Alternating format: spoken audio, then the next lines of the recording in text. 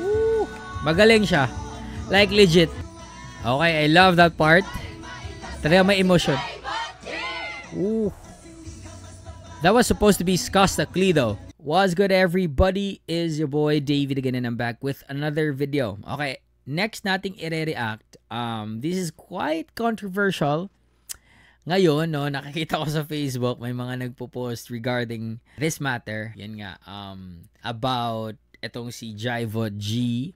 Kinanta niya daw yung Diyosa sa Wish and inunahan pa daw niya si Skostakli na kantahin ito sa Wish Boss, which is a famous platform, no, sa mga artists, sikat man o hindi, no, na gusto talagang magpakitang gilas at i-share yung talento nila, no. Alam naman natin, Wish Boss is that platform. So, yun nga, may mga issue ngayon na kaya siya hindi, parang wala daw delikadesa, ganon.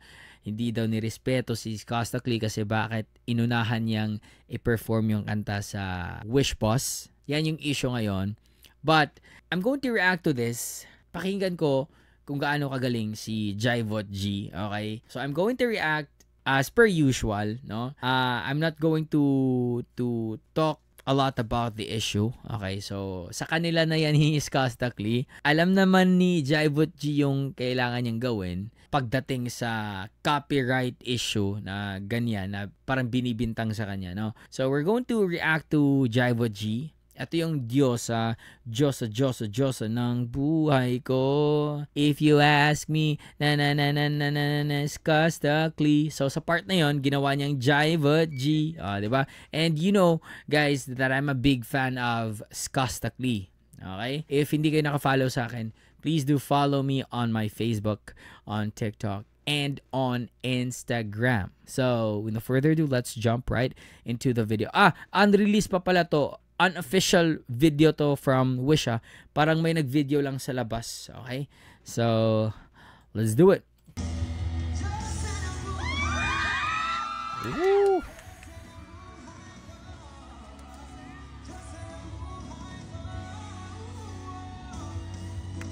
Magaling. Magaling.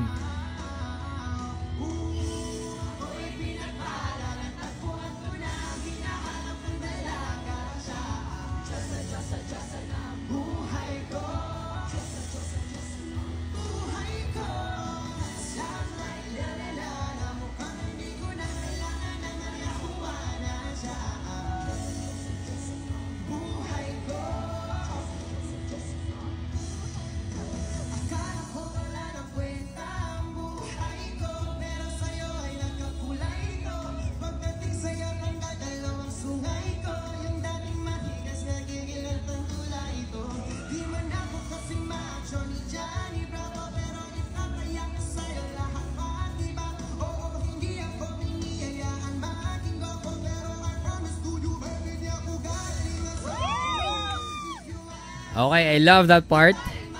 Talaga may emotion. Ooh. That was supposed to be Skostakli though.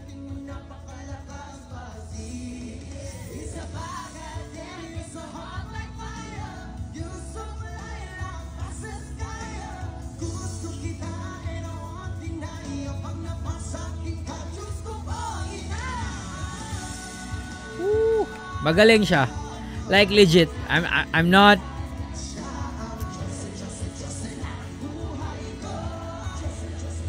I'm not capping. This boy can sing. Like he can sing, bro.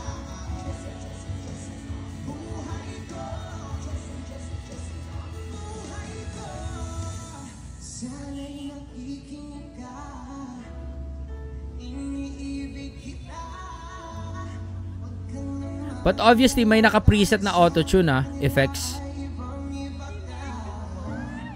Woo.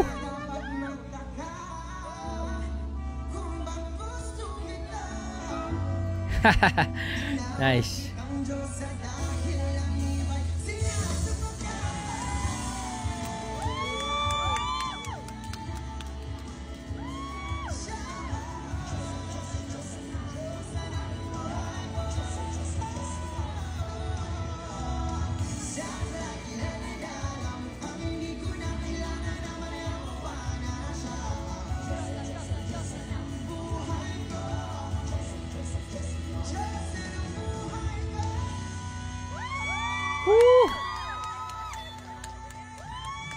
Okay?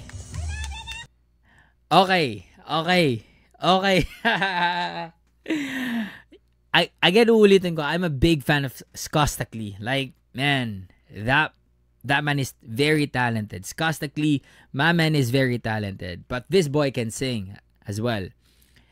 I can't deny that fact, okay? Di natin ma-deny that he can actually sing. Okay? Hindi yung pa-tweetams na kantahan. This boy can sing, okay? Yun nga lang. Okay. I just want to give my personal opinion. I don't know if yung siguro kasi hindi natin alam if he actually reached out to Skostakli before performing this on Wish.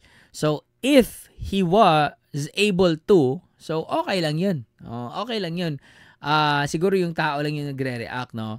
Pero if he did not reach out, kasi nga alam naman natin that Skostakli or yung XB, no, yung mga hip-hop artist natin sa mainstream ngayon, especially Skostakli, Flo G, yun sila, they're a regular performer sa Wish, no, kapag may mga bagong kanta sila, no, may mga gusto nilang i-promote ulit ng mga kanta na parang for example, hindi pumatok, 'di ba? Gusto nilang kantahin doon, or siguro they want to remind people na sa amin tong kantang to, 'di ba? So nagpe-perform sila doon, no? Yun yung mga ginagawa ng mga artist, 'di ba? Pero sa akin lang, parang okay, personally maybe you might say na bias ka kasi fan ka ni Skostakli. Siguro kasi I wanted to see and listen to Skostakli sing Diyosa on Wish. Okay, kasi isa to sa mga mga bangers, okay, mga bangers na kanta ni Skostakli. So, yun nga lang, parang naunahan siya ni Maxi to si Maxi Anderson nata yung parang moniker niya or something like that. So, yeah. Yun nga lang yung concern ko.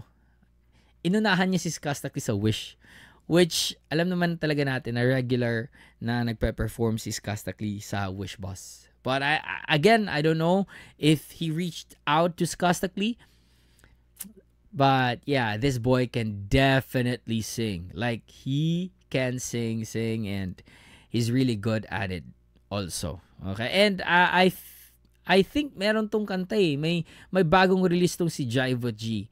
So, etong Jaivot G, etong Diyosa by Jaivot G, okay, nakakalungkot lang kasi dahil sa yung iba, akala nila talaga si Jaivot G yung kumanta, no?